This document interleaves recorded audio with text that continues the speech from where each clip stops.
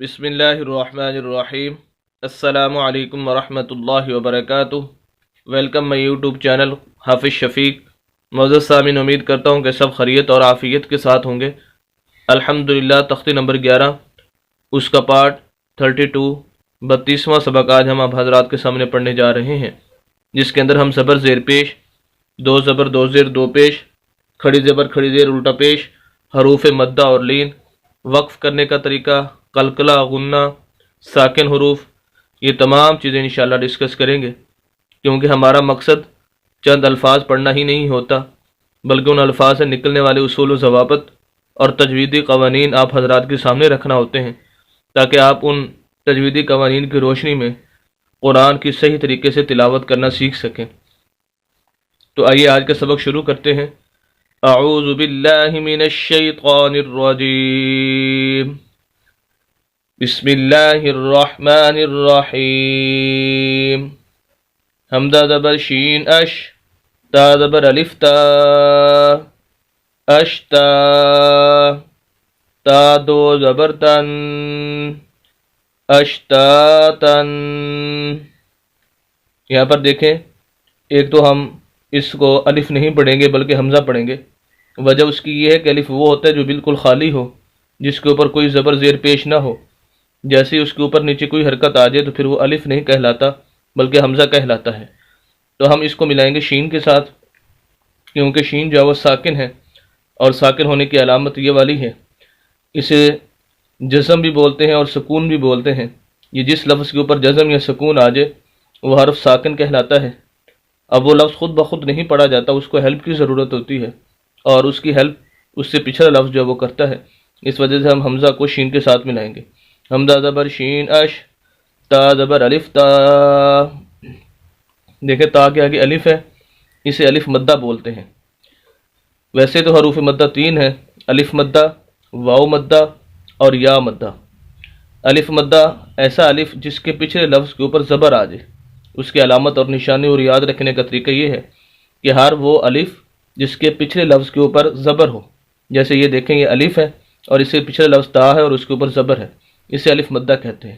الف مدہ ہو، چاہے واو مدہ ہو، چاہے یا مدہ ہو، ان تینوں کو لمبا کر کے پڑھنا ہوتا ہے۔ اشتا، تا دو زبر تن، اشتاتن۔ یہاں پر ہم نے غنہ کرنا ہے، تنوین ہے، دو زبر دو زیر دو پیش کو تنوین بولتے ہیں۔ یہاں پر ہم غنہ کریں گے تو ناک میں آواز چاہے گی، غنہ کہتے ہیں ناک میں آواز لے جانے کو۔ ہمارا لفظ ہوگا اشتاتن۔ یہ تو تھا بغیر وقف کے، اگر ہم لفظ کو پڑھیں تو اس طرح پڑھیں گے۔ اگر ہم یہاں پر وقف کرنا چاہیں، اس کا اصول ذہن میں رکھ لیں کہ ایسا لفظ جس کے آخر میں دو زبر اور آگے الف آ جائے، اس کو وقف کرنے کا اصول یہ ہے کہ ایک زبر اور الف پڑھا جائے گا۔ یہی اصول ہے پورے قرآن کے اندر، جہاں بھی دو زبر آگے الف آ جائے تو ایک زبر اور الف پڑھا جائے گا۔ اب ہمارا بغیر وقف کے ساتھ ہمارا لفظ ہوگا اشتاتا، اور یہی اصول اس لفظ کے اندر بھی آئے گا وقف کا، یہی اصول اس لفظ کے اندر بھی آئے گا۔ نیکسٹ دوسرا لفظ ہے حمزہ زیر قا اتقو، عین کھڑی زبر آ، اتقو آ، میم دو پیش من، اتقامن۔ یہاں پر دیکھیں ہم اس حمزہ کو طا کے ساتھ ملائیں گے، کیونکہ طا ساکن جیسے یہاں پر ہم نے بتایا۔ دوسرا یہ دیکھیں طا، یہ حروف قلقلہ میں سے ہے۔ حروف قلقلہ ویسے 5 ہیں، قاف، طا، جیم، دال اور با، جن کا مجموعہ قطب جد بنتا ہے۔ اگر ہم ان کو اکٹھا کریں تو قطب جد یہ اس کا مجموعہ ہے۔ یہ 5 حروف جب ساکن ہوں، قاف، طا، جیم، دال اور با، جب یہ 5 حروف ساکن ہوں تو وہاں پر قلقلہ کیا جاتا ہے۔ قلقلہ کہتے ہیں آواز کے اندر کچھ حرکت پیدا کرنا، آواز کو روکنا نہیں بلکہ اس کے اندر کچھ حرکت پیدا کرنی ہے۔ جیسے اب ہم بغیر قلقلے کے اگر ہم اس کو پڑھیں، ہم اس کو پڑھیں گے ات، اور اگر قلقلہ کر کے پڑھیں تو ہم پڑھیں گے اتقو، اتقو۔ اور ویسے بھی یہ حروف موٹے حروف میں سے طا، اس کو موٹا بھی کرنا ہے۔ اتقو، آ کھڑی زبر ہے، کھڑی زبر کھڑی زیر الٹا پیش، یہ 3 حرکتیں ہوتی ہیں۔ یہ جس لفظ کے اوپر نیچے آ جائے اس لفظ کو لمبا کیا جاتا ہے، اس وجہ سے ہم اس کو لمبا کر کے پڑھیں گے اتقو آ۔ آخر میں تنوین ہے، دو زبر دو زیر دو پیش کو تنوین بولتے ہیں۔ غنہ کریں گے، ناک میں آواز جائے گی، اطعامن۔ اگر ہم آخر میں وقف کرنا چاہیں تو اس کا اصول یہ ہے کہ ایسا لفظ جس کے آخر میں زبر ہو، زیر ہو، پیش ہو، دو زبر دو زیر دو پیش، اس کے وقف کرنے کا اصول یہ ہے کہ آخری حرف کو ساکن کر دیں۔ جیسے یہ طوا ساکن ہے، میم کو بھی ساکن کرتے ہیں، جیسے ہم میم کو ساکن کریں گے اس کی دو پیش ختم ہو جائے گی، کیونکہ جو حرف ساکن ہوتا ہے اس کے اوپر زبر یا زیر پیش یا دو زبر دو زیر دو پیش پھر نہیں آ سکتی۔ جیسے ہم اس کو ساکن کریں گے اور اس کی دو پیش ختم ہو جائیں گی تو وقف میں ہم اس کو پڑھیں گے اطعام، اطعام۔ نیکسٹ حمزہ زبر عین اع، نون زبر الف نا، اعنا، الف مدہ، با دو زبر بن، اعنابن۔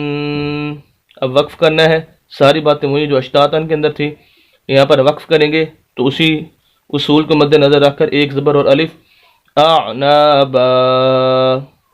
آخری لفظ اس لائن کا حمزہ زبر فا اف، واو زبر الف وا، افوا، یہ بھی الف مدہ ایسا الف جس کے پچھلے لفظ کے اوپر زبر ہو، لمبا کریں گے افوا، جیم دو زبر جن، افواجن، وقف کریں گے ایک زبر، افواجا۔ یہ تھے چند اصول و ضوابط جو ان الفاظ سے آپ حضرات کے سامنے ذکر کیے گئے۔ امید کرتے ہیں کہ آپ بخوبی ان اصول و ضوابط اور تجویدی قوانین کو سمجھ چکے ہوں گے۔ مزید اسلامی ویڈیوز کے لیے اور قرآن کو صحیح تجوید کے ساتھ پڑھنے کے لیے ہمارے یوٹیوب چینل حافظ شفیق کو ضرور سبسکرائب کیجیے، صدقہ جاریہ سمجھ کر شیئر بھی کیجیے ہماری ویڈیوز کو۔ ملتے ہیں نیکسٹ ویڈیو کے اندر کل انشاءاللہ، اجازت دیں، اللہ حافظ۔